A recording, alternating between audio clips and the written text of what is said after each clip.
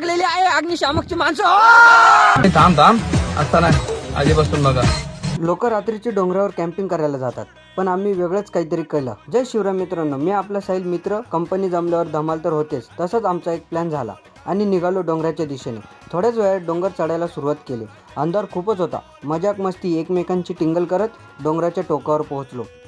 आता ह्या पुढची मजा तुम्ही बघा. आणि सुरुवात केली मॅगी बनवायला. शामकची माणसं उकळी आली. इथं आम्ही आता गरम गरम रसना बनवलेली. आता गोर दिसतोय. विमल लवर. आता बोल. अशा प्रकारे योग होने की एक औरत की हत्या. सोना लुटकर फरार. पती सदमे में राजाई.